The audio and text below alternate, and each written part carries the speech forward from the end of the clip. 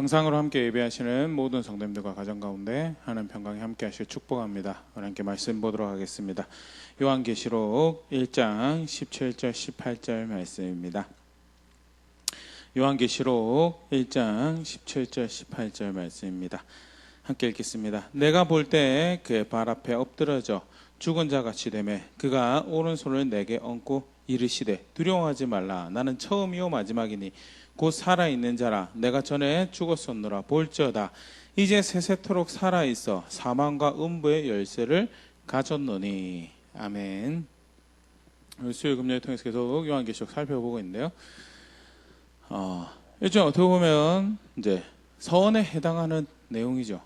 이제 공식적 편지 내용 안에서 서원이라고 하면 1절에서 8절까지를 이제 서원의 내용으로 이렇게 그렇게 분류를 하는데요. 우리 지금 함께 살펴보고 있던 내용도 사실은 큰 그림 안에서는 2장부터 이야기할 내용들을 위한 일종의 준비고 또 사전 작업 같은 그런 내용이고요. 아울러서 결국 이 편지의 내용이 요한이 전하고 있는 이 말씀의 내용이 요한의 글이 아니라 요한의 권면이나 사람의 훈계 따위가 아니라 살아계신 하나님 또 구체적으로 예수 그리스도로부터 주어진 말씀이다라는 것에 대해서 1장 1절에서 8절까지 서원을 하고 난 다음에 우리 쭉 살펴본 거죠. 9절에서 이제 10절, 11절에 이어서 편지를 쓰게 된 정황에 대해서 요한이 이야기합니다. 바모란 섬에 와 있는데 그것은 예수의 나라와 그의 고난과 참음에 동참하고 있는 현장이다. 그 바모에 있을 때 주의 날에 주의 영을 하나님의 영의 인도하심을 따라서 내가 음성을 듣게 되고 그 음성에 따라서 기록하고 보내게 된 글이다라면서요. 그 음성이 어디로부터 났는가에 대해서 이제 그 말씀하시는 존재에 대해서 누구지 확인하려고 돌아볼 때 예수님을 이제 보게 되죠. 지난 주일날 오후에 우리 함께 살펴봤던 내용들 같이 한번 쭉 보면 다시요. 13절부터 그 내용이 기록되어 있는데요. 촛대사의 인자 같은 이가 발에 끌리는 옷을 입고 가슴에 금띠를 띠고 사람의 형태를 가지신 신적 존재. 결국 사실은 예수님을 영원하신 인자가 되시는 예수님을 이제 의미하는 표현이고요. 더더군다나 이제 구약에서 이제 예수님을 암시하는 표현이죠. 구원의 약속하신 구원의 하나님이심을 암시하는 표현에서 그 다음에 발에 끌리는 옷을 입고 가슴에 금띠를 띠고 제사장의 모습을 전체적으로 연상을 하는데요. 제사장만 뿐만 아니라 왕의 모습도 연상이 되는 그런 표현이고요. 그래서 그리스도로 하나님의 기름 부음 받은 그리스도로 제사장 선지자 왕직을 행하신 구원의 하나님의 모습과 그리고 그의 위엄과 권위를 나타내는 표현. 어떤 뒤돌아봤는데 인자 같은 이가 위엄에 넘치는 놀라운 존귀함을 나타내는 그런 존재가 있었다라고 표현하면 14절에 그의 머리와 털의 희기가 흰 양털 같고 눈 같으며 그의 눈은 불꽃 같고. 흰 양털 같이 아주 새하얀 머리털, 깊은 지혜, 높은 지혜,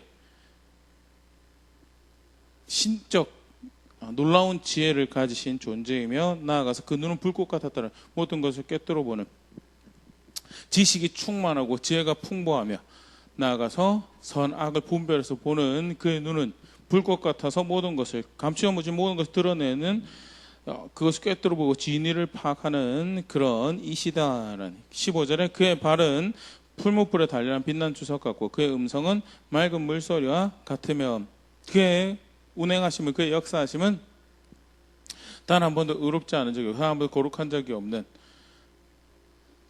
티끌이나 오염된 것이 하나도 묻을 수가 없는. 그래서 히브리서 표현에 그런 표현이 있죠.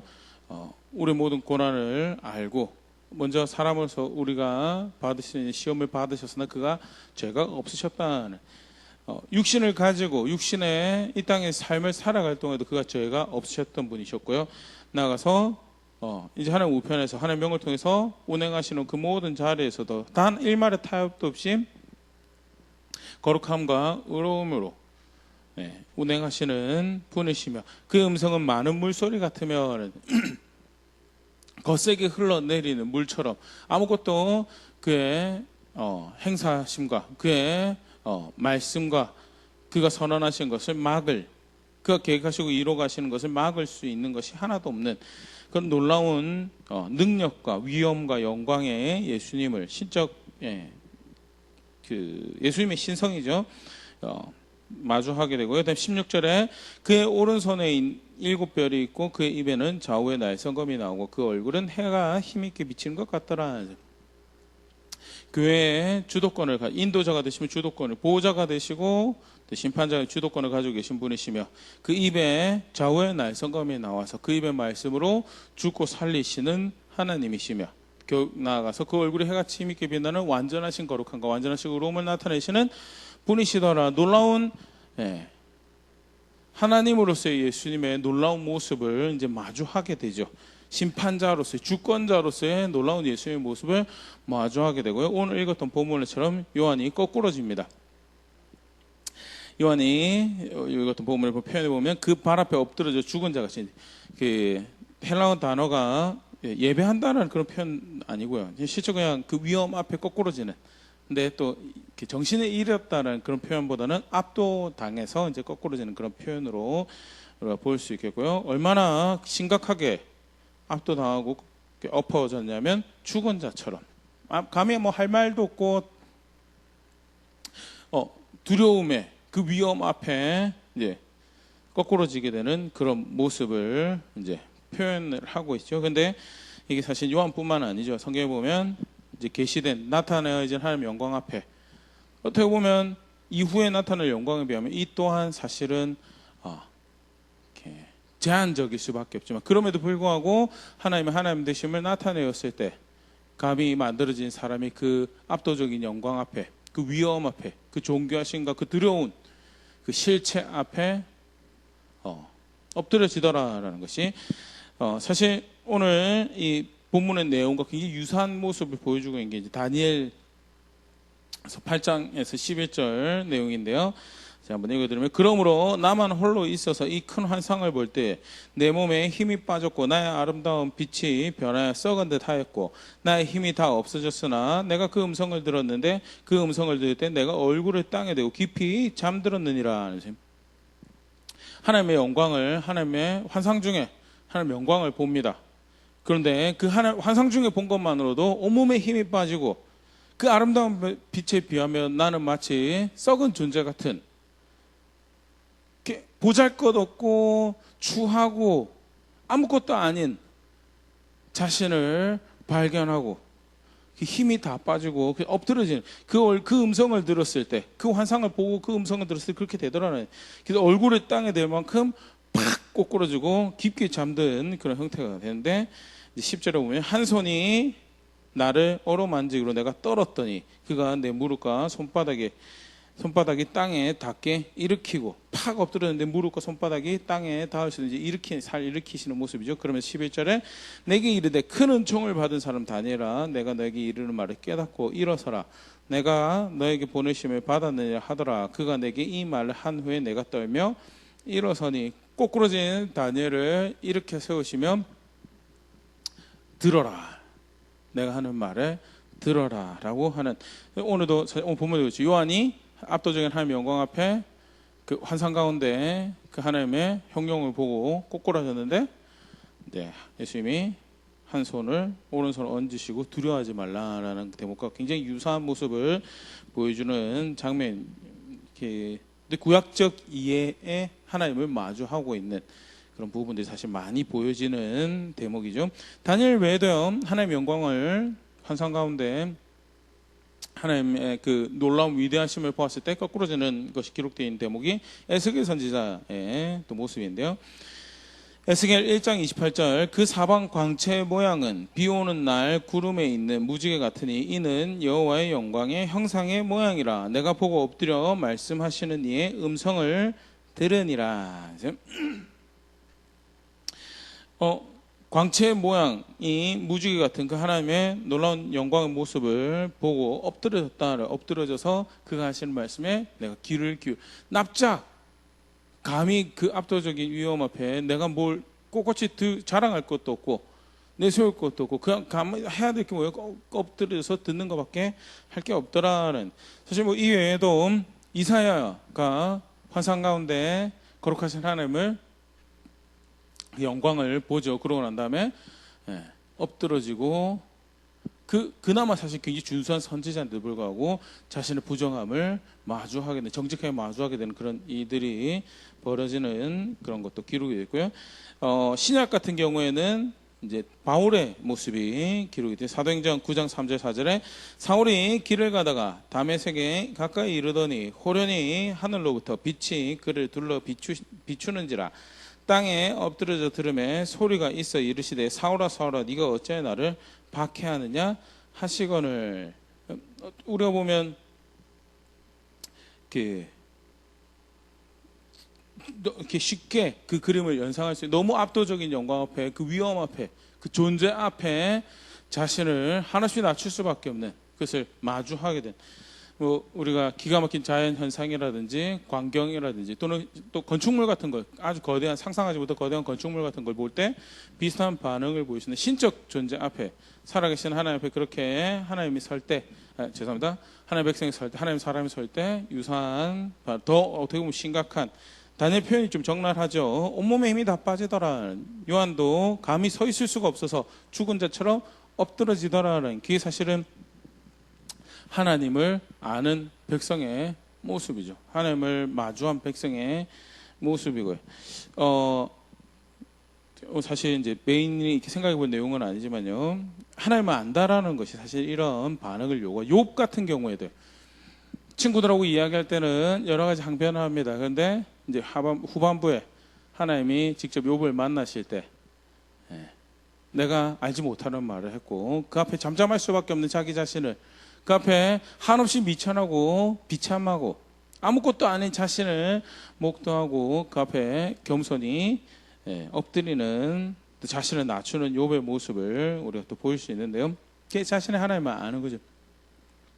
근데 또 한편 이 본문을 보면서 그렇게 생각할 수도 있습니다. 이렇게, 아 그렇지, 그래, 하나님 경험하면 엎드러지지, 하나님 경험하면. 근데 사실 경험적인 사도 요한도 경험적인 알미죠. 경험적인 알미인데 그런 식으로 이렇게 접근을 하게 되면요, 그런 식으로 접근을 하게 되면 경험을 하도록 나타나지 않은 하나님이 죄죠. 사실은 우리는 알고, 우리가 인지하건 인지하지 못하고 우리는 하나님 경험하고 살아가고 있습니다. 오늘 하루를 우리가 보낸 것도 숨을 쉬고 하루라는 시간을 생존해서 또 영상으로 이렇게 마주하고 있지만, 이 시간까지 우리가 살아남은 것은 결국 어떤 형태로든 하나님을 경험하고 있는 상황 가운데 있다.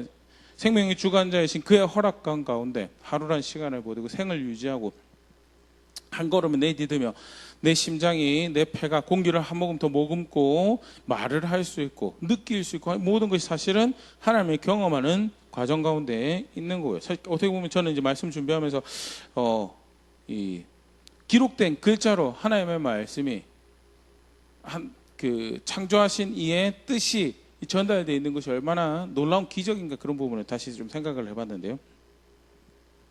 어떤 우리가 신령한 경험이다, 영적인 경험이다 할 때 굉장히 주관적일 수 있는 부분이에요.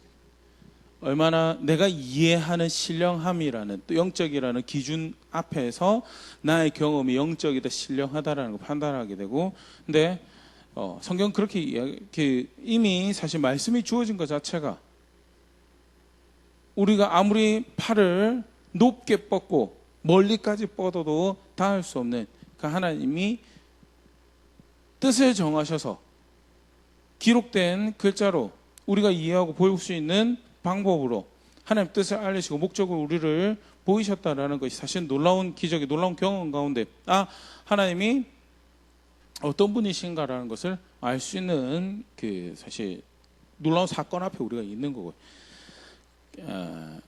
이런 본문을 또 이렇게 하나님을 아는 것에 대해 경험하는 게 굉장히 중요합니다. 경험이 사실 기독교 신앙에서 뗄래야 뗄 수가 없는 영역이죠.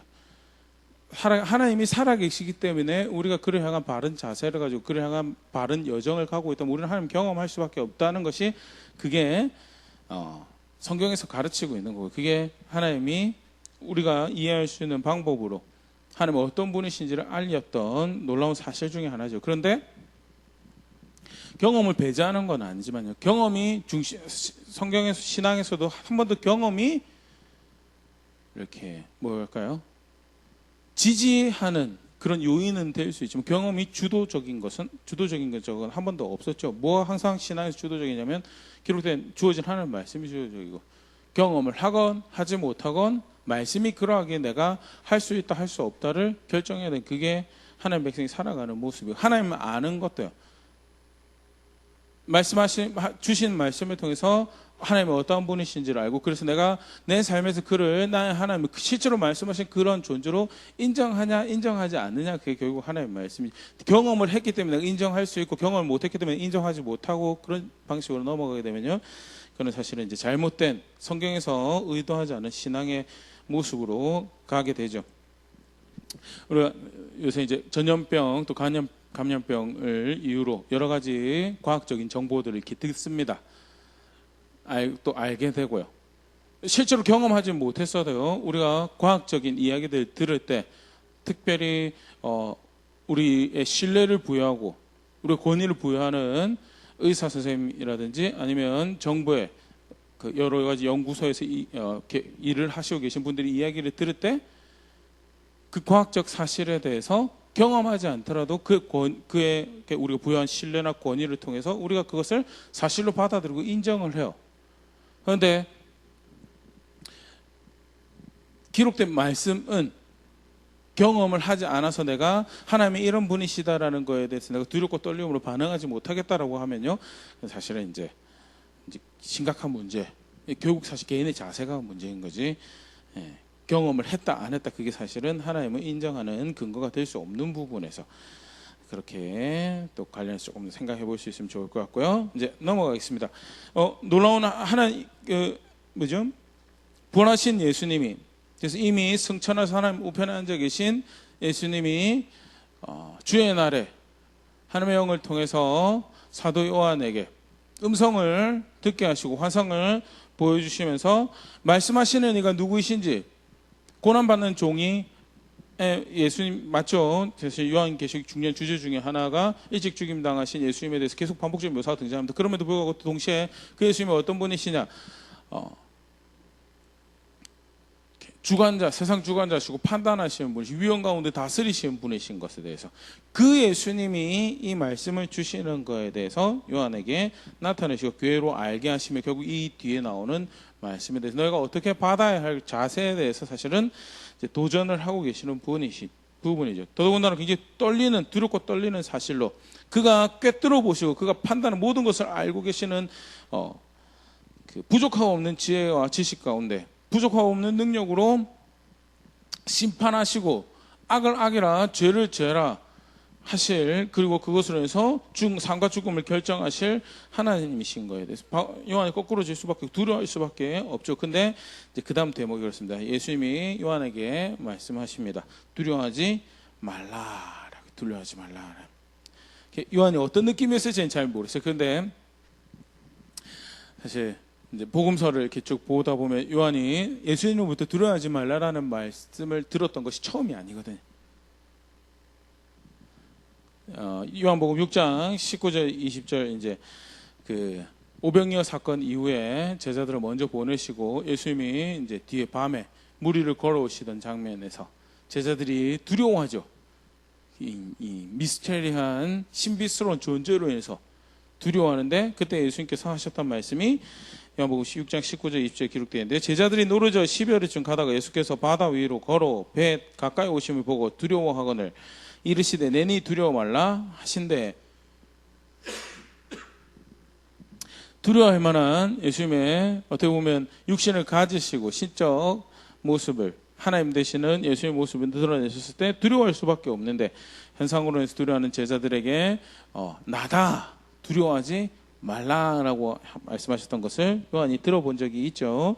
그 다음에 또 언제 두려워하지 말라라는 이야기를 들었었냐면 변화산에서 요한복음은 기록되어 있지 않지만 베드로, 야고보, 요한이 셋을 데리고 예수님이 죽고 다시 살아나시기 전에 부활하신 예수님의 영광스러운 모습을 이제 나타내시는 그런 사건이 변화산 사건이라고 보통 이렇게 칭하는데 마태복음 17장 6절 7절에 제자들이 베드로, 야고보, 요한이 그 놀라운 모습에 또 놀라운 모습과 더불어서 그 가운데 말씀하신 하나님으로 인해서 엎드러집니다.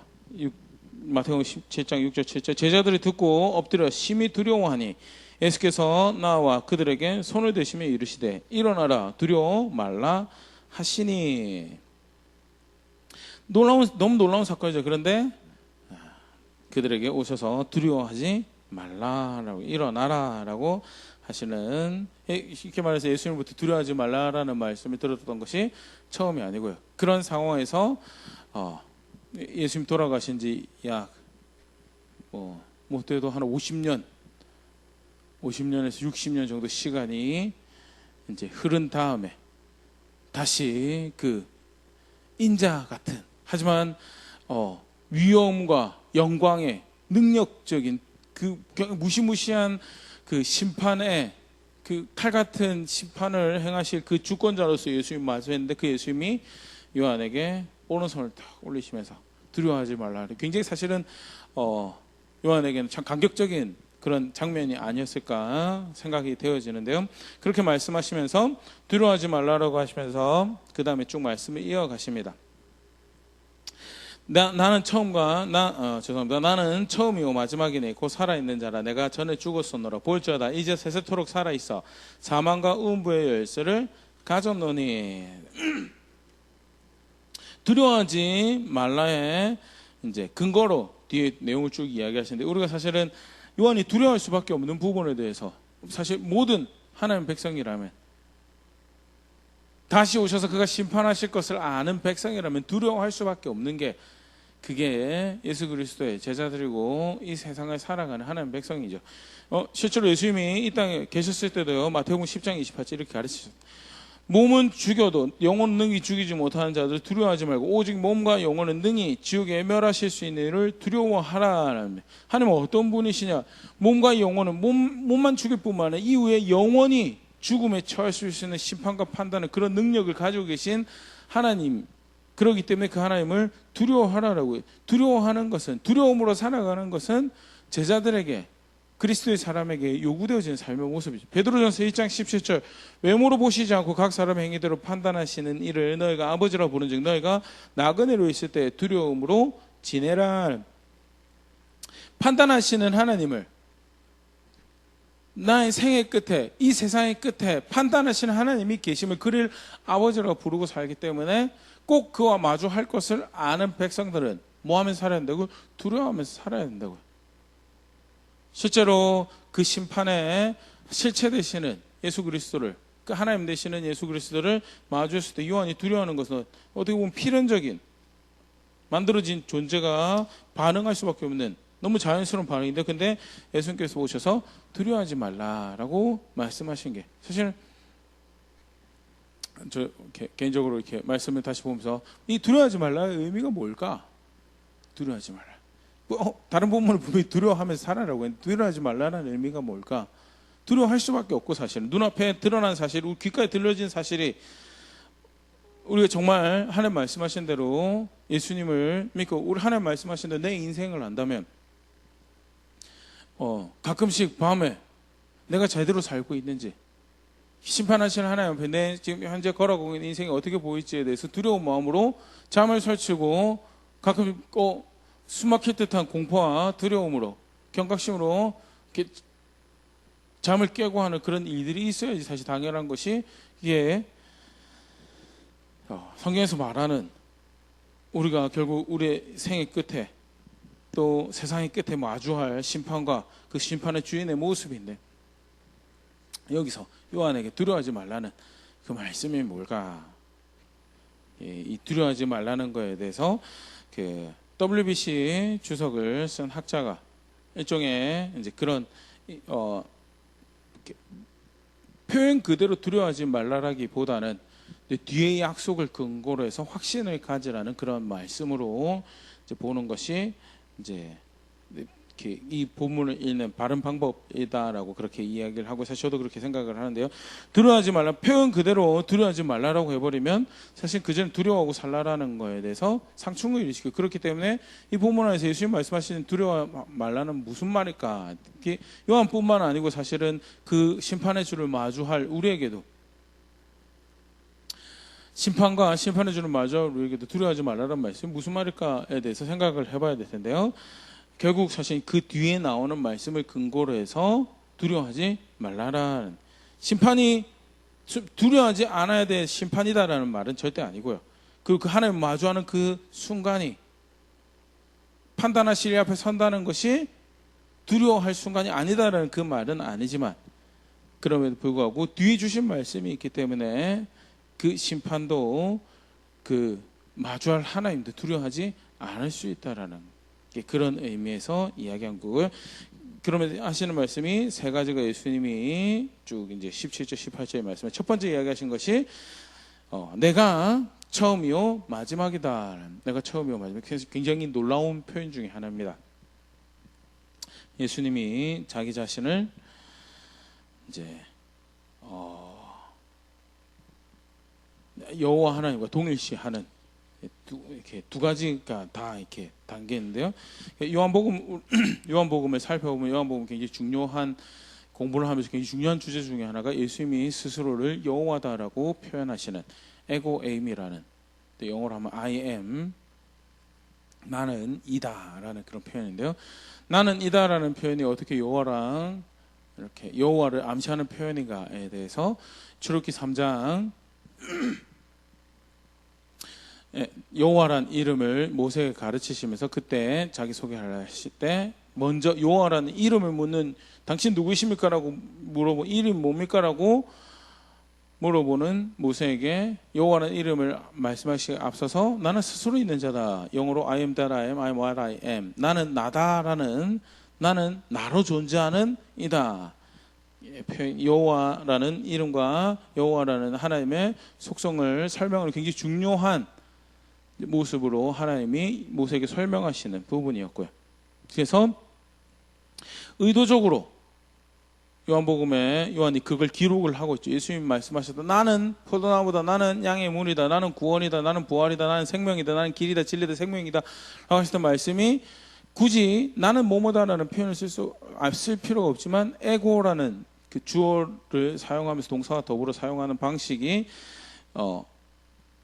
이 말씀을 받는 본 백성에게는 여호와라는 이름을 생각할 수밖에 없는 그런 표현이고요. 그래서 예수님이 의도적으로 그런 표현을 사용하시면서 내가 그 여호와다, 내가 그 구원의 하나님이다라는 것을 알리시는 표현으로 이렇게 요한복음 굉장히 중요한 주제로 보는데요.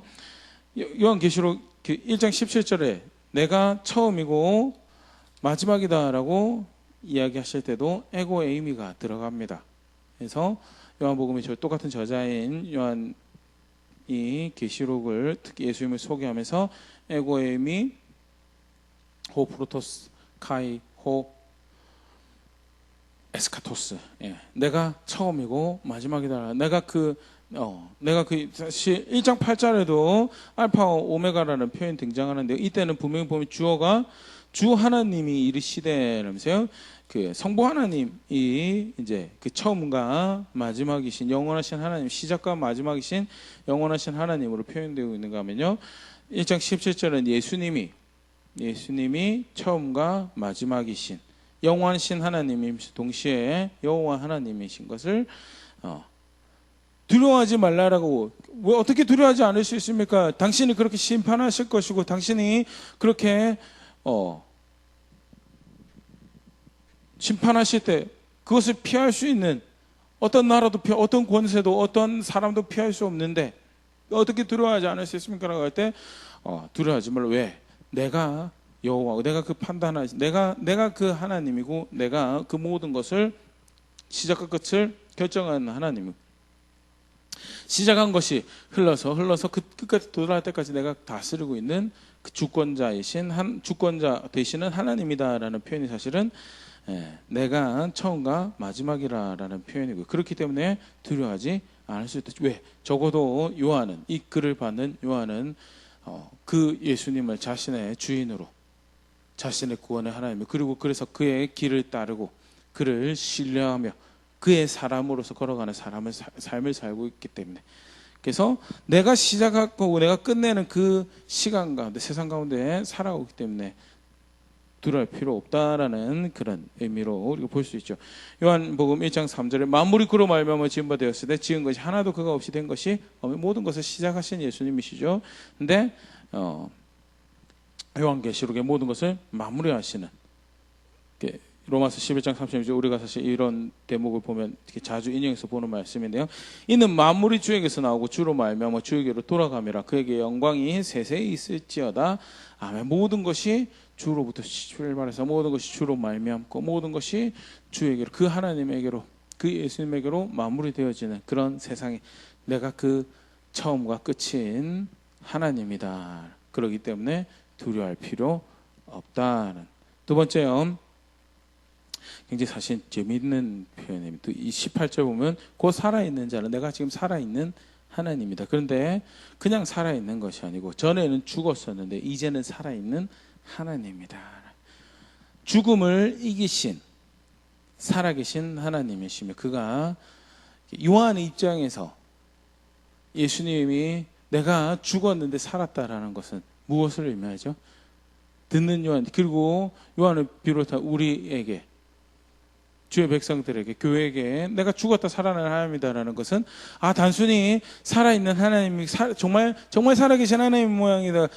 물론 표면적으로 그런 의미죠. 두 번째는 구원하시는 십자가가 부활로 그 구속 사역으로 구원이 되시는 하나님, 내가 그 하나님이다라는 것에 대해서 살아계신 하나님이시죠. 그래서 모든 상황을 실제로 다스려가고 계시고 모든 것이 그의 손에 있는, 앞에 나왔던 표현처럼 처음과 마지막을 결정하시고 그 가운데 모든 벌어지는 일들이 그 가운데 시작만, 일만 버려놓고 어떻게 되는지 모르겠다, 아니죠.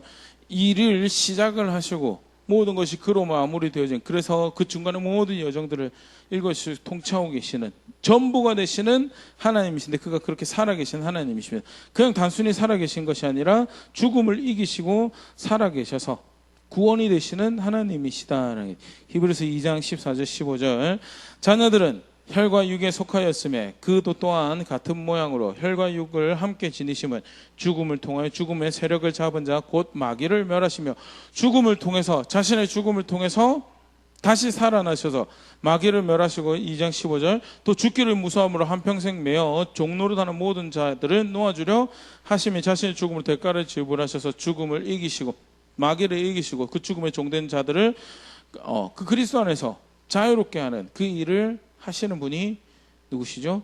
죽었다가 살아나신 살아계신 하나님 예수 그리스도다. 그래서 뭐라고요? 두려워하지 말라라고요. 요한에 있는 요한복음에 요한이 알고 있는 죽었다가 살아계신 예수님에 관련된 표현은요, 요한복음 20장 31절에 요한복음을 쓴 이제 목적을 밝히면서 이렇게 기록을 하고 있습니다. 오직 이것을 기록하면 너희로 예수께서 하나님의 아들 그리스도이심을 믿게 하려 함이며 또 너희로 믿고 그 이름을 힘입어 생명을 얻게 하려 함이니라. 죽으시고 살아나신 예수 그리스도를 누구보다 잘 아는 요한이 죽으시고 살아나셔서 지금 살아계신, 그가 그 살아계신 하나님이다라는 의미가 뭐냐?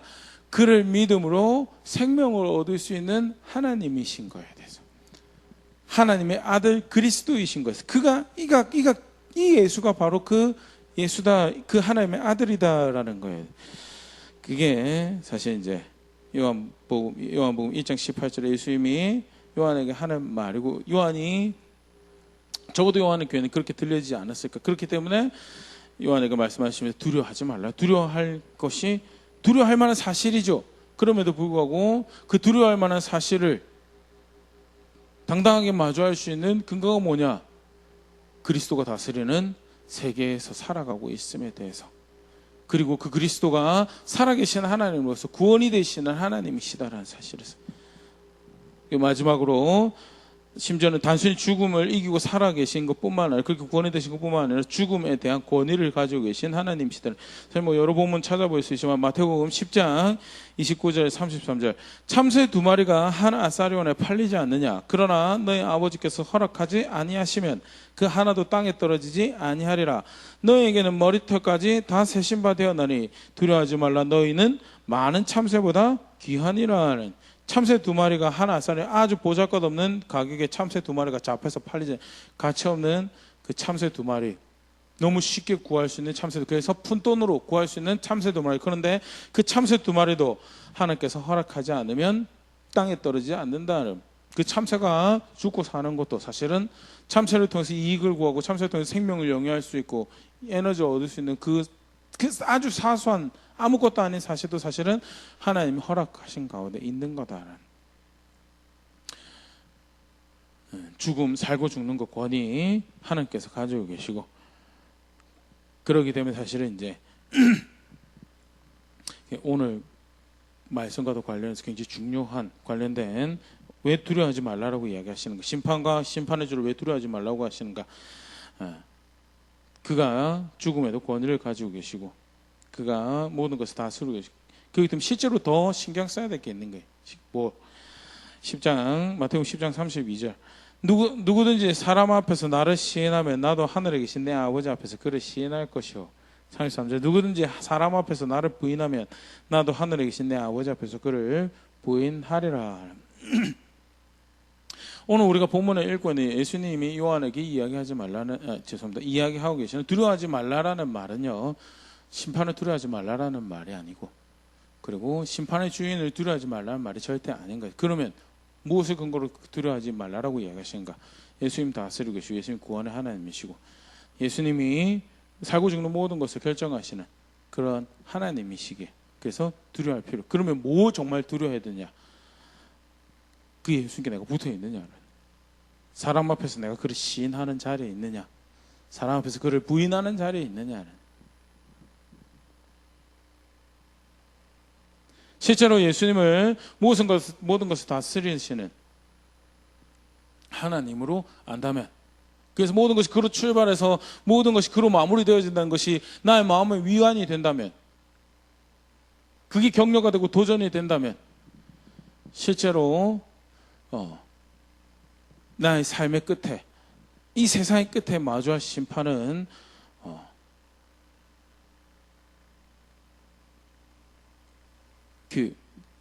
물론 거꾸로 지고 두려워할 대목입니다. 그럼에도 불구하고 그렇게 조바심 내야 될 그런 모든 그 살 길을 잃어버리고 방향을 잃어본 것이 그렇게 반응할 것은 아니다라는 그런 이야기죠.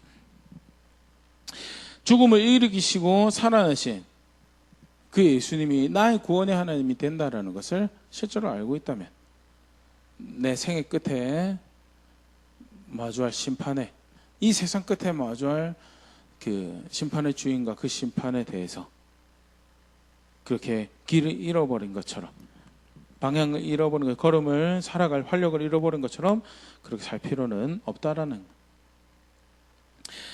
실제로 사실은 두려움은 길을 잃게 만듭니다. 그릇된 선택을 지혜롭지 못한 선택을 사건에 딱 들어갔을 때 사람의 됨됨이가 들어오고 무슨 생각을 하는지가 나타난다. 뭐 그런 표현들도 하는데요. 다급하고 조급한 순간이 됐어요. 물론 어떤 환경이나 어떤 마주한 사실이나 이런 것으로 그 두려움으로 어려움으로 길을 그 두려움 자체가 사실은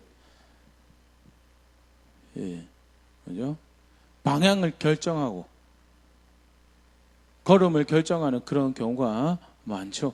그런데 사실 여기서 두려워하지 말라라는 것은 그 두려움으로 인해서 쉽게 예수님이 없는 하나님이 없는 사람들 그 두려움으로 해서 뭘 만들어내죠? 자기가 의지할 만한 다른 돌로 된 나무로 된 신들을 만들어냅니다. 그것으로 어떻게 그냥 쉽게 자기의 마음의 위안을 찾아볼까? 이게 혹시 마지막 날에 나를 건져주시는 그 죽음의 상황 앞에서 나를 건져주지는 않을까? 그것을 위로 삼고 그것을 위해서 자기가 뭔가를 헌신하고 수고했다는 사실 자체로 위로를 삼죠. 근데 그게 아니고요. 그 두려움으로 인해서 길을 잃는 것이 아니라 그 두려움으로 인해서 누구를 바라보는 거죠? 시작과 끝이신 예수님, 죽음을 이기시고 살아계셔서 구원이 되신 하나님, 예수님, 그 죽음의 권위를 가지고 계신 예수님을 바라보는 거죠. 그러면 어떻게 두려움으로 길을 잃는 것이 아니라 그 두려움이 근거가 되어서 어떻게 돼요? 예수님께로 또 마땅히 정말 그 두려움에서 유일한 살 길과 구원이 되시는 그 예수님을 더 붙잡는 그런 자. 결국 사실 오늘 본문에서 두려워하지 말라라는 것이 요한에게 이야기하는 두려워하지 말라는 이야기가 실제로 그 사건을 두려워하지 말라라기보다는 그 두려움 자체로 엎드러지고 길을 잃어버리고 다른 마음의 위안을 찾아내 그런 선택을 하는 것이 아니라 나아가서 그 예수님이 그 두렵게 하시는 그 예수님이 다스리시는 분이시고 그가 구원이 되시는 분이시고 그가 죽음을 다스리시는 그런 하나님이신 것에 대해서 그거 붙잡으면 그렇게 그 예수님께 들러붙어 있으면 나의 예수님이 다스리고 계시는 분이시고 나의 예수님이 구원이신 분이시고 나의 예수님이 음부의 열쇠를 가지고 계신 분이시다라는 것을 인정하고 그렇게 어떻게 해서든 그러면 숙제가 뭐예요? 그러면 어떻게 해서든 무엇이 그에게 붙어 있는가가 사실은 실제로 심판을 두려워하고 심판의 주를 두려워하는 모습.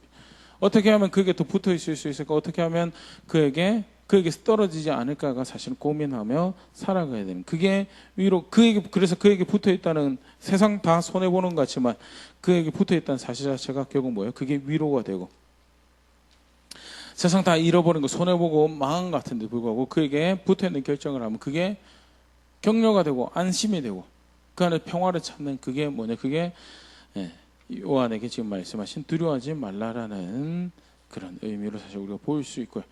문맥상 그런 의미에서 두려워하지 말 것에 대한 근거로 내가 처음이고 마지막이고 살아있는 자고 그냥 살아있는 자가 죽었다가 살아난 자고 세세토록 살아서 사망과 음부의 열쇠를 가진 죽음을 다스리는 그런 하나님이신 것을 이제 알리시고 계시는데 오늘 말씀 앞에 다시 한번 이렇게 돌아볼 수 있으면 좋을 것 같습니다. 정말 예수님께 붙어 있는지 그 구원이 되신 예수님께 그의 말씀을 따라서 그의 목적을 따라서 그의 뜻을 쫓아서 붙어 있는지 아니면 여러 가지 종교적 의식들은 가지고 있지만 그의 말씀을 존중하는 것이고 그의 뜻을 존중하는 결국 그래서 그가 나를 다스리신 나의 시작과 끝을 다스리신 하나님이신 것을 인정하는 것이었고 나아가서 그가 나의 구원의 하나님이신 것 그가 나의 생명입니다라는 것을 인정하는 것이었고 여전히 죽음을 두려워서 이리저리 다른 욕망으로 끌려가는 사람들처럼 살고 있으면 그래서 다른 만족들로 자신의 삶을 채워가면서 사실 스스로 속여가는 그런 자리에 있지는 않은지 한번 돌아보면서요 오늘 말씀을 정직하게 설 수 있으면 좋을 것 같고요. 반대로 미약하지만 여전히 고쳐가야 될 것이 많지만 걸음걸음 경각심을 가지며 나의 예수님이 다스리신 나의 예수님이 시작이고 나의 예수님이 끝이십니다. 나의 예수님이 살아계신데 죽었다가 살아계신 하나님 나의 생명이 되신 하나님이십니다. 그 예수님이 죽음을 다스리기에 나는 더 이상 죽음의 종으로 살아가지 않습니다라고 고백하고 있는 자리에 있다면 그렇게 거룩한 길을 그렇게 의로운 길을 그렇게 이웃 사랑하는 길을 걸어가고 있다면 오늘 말씀이 격려가 되고 위로가 될 수 있으면 참 좋을 것 같고요. 무슨 싸움을 해가야 되는 그런 자리에 있는지를 다시 한번 더 그런 어떤 시대에 살고 있는지를 오늘 말씀 앞에 다시 한번 더 분별해 보며 정말 삶을 의탁하고 붙어 있어야 자리에 붙어 있기 위해 필요한 신앙의 싸움들을 경건의 싸움들을 걸어가며 예수님 사랑하고 그렇게 빚어져가는 교회 될 수 있으면 좋을 것 같습니다.